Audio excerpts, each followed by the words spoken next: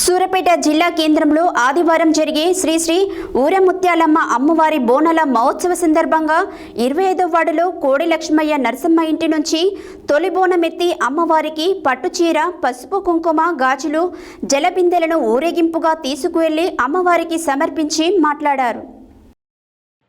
సూర్యాపేట జిల్లా కేంద్రంలో ఆదివారం జరిగే శ్రీ శ్రీ శ్రీ ఊరముత్యాలమ్మ అమ్మవారి బోనాల మహోత్సవం సందర్భంగా 25వ వార్డులో కోడి లక్ష్మయ్య నరసమ్మ ఇంటి నుంచి కోడి శివకు తొలి బోనం ఎత్తి అమ్మవారికి పట్టుచీర, పసుపు కుంకుమ, గాజులు, జలబిందెలను ఊరేగింపుగా తీసుకెళ్లి అమ్మవారికి సమర్పించి మాట్లాడారు. వర్షాకాలంలో ప్రజలు ఎలాంటి వ్యాధుల బారిన పడకుండా 1000 కండ్లతో కాపాడమని అమ్మవారిని మొక్కే పండుగ బోనాల ఉత్సవం అన్నారు. రేపు ఆదివారం నిర్వహించే బోనాల మహోత్సవాన్ని ప్రజలు ప్రశాంత వాతావరణంలో ఆనందంగా జరుపుకోవాలని ఆకాంక్షించారు.